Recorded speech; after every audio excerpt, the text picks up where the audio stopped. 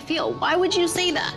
Like, you put me in such an uncomfortable situation. Like, you know I'm not happy, you know. Kim is such an ugly crier. We will never be Kardashian worthy.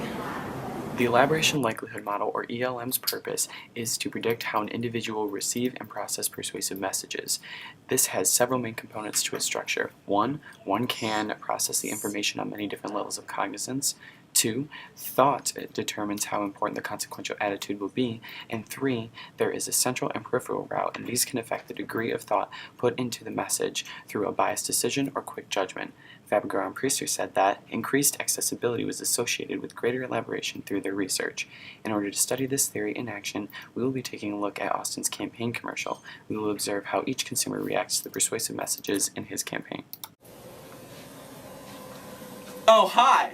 Didn't see you there. I bet you're wondering why I, Austin Flores, am standing on your TV screen today. Well, citizens, I'm running for the mayor of our beautiful town, Bowling Green, and I need your help. Ugh, I hate political ads this time of year. Consumer 1 is portraying the central route of the ELM theory.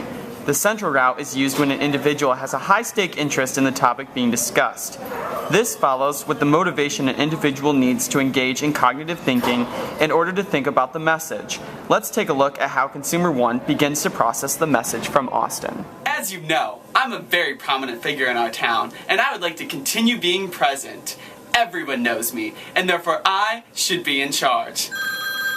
Hold on. It's America calling. I've never even heard of this guy. Just because he's well known doesn't mean I'll blindly follow him. As seen by Consumer 1's response, the central route requires a larger response on a cognitive level to process the message. The consumer is questioning the credibility of the speaker, which may influence the decision in the long run. In order to truly understand and dissect the message coming from Austin, there must be a mental effort. Let's take a look at Consumer 2's response. Pay attention. This guy's a snazzy dresser, and he's famous. I bet he'd make a great mayor. Consumer 2 is using a low amount of cognitive response and is only paying attention to the outside appearance of Austin without putting in mental effort to think about his message. There is no question of credibility, and the consumer only takes Austin's word. This is an example of the peripheral route. Let's continue. I know some may have doubts about my ability to lead our great town, but I have a response for you. In response, I will quote a great leader of our time in saying, "Hate is gonna hate, fake is gonna fake, but I'm just gonna shake it off." I hope that answers all of your questions. Did he just quote Taylor Swift? He just quoted Taylor Swift.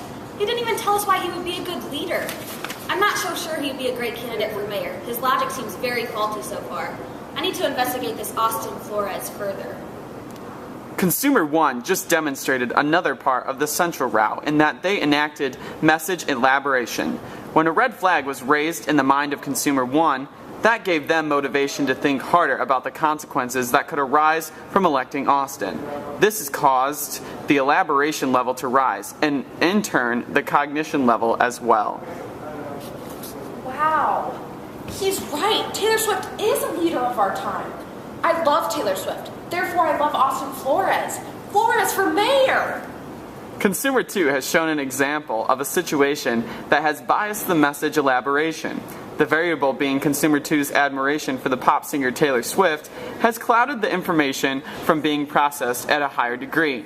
There is no motivation for the consumer to dig deeper and think about the consequences of voting for Austin without further investigation. 1. Now that you have a better understanding of who I am and what I stand for, I hope that you will make the right choice for mayor. Please vote Austin Flores for mayor of Bowling Green. I know that you won't regret it.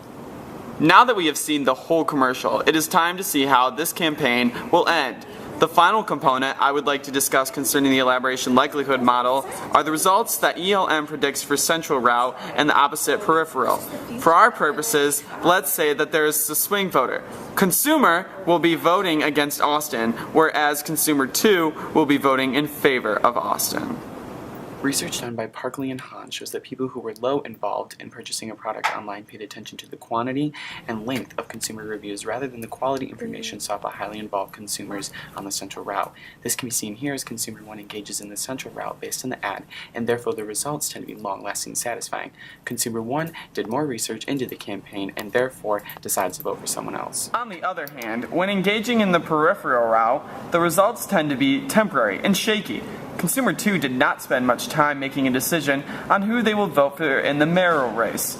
She did not engage in the message on a deeper level of cognizance and only took the message at face value. She decides to vote for Austin without further investigation. 20 minutes later.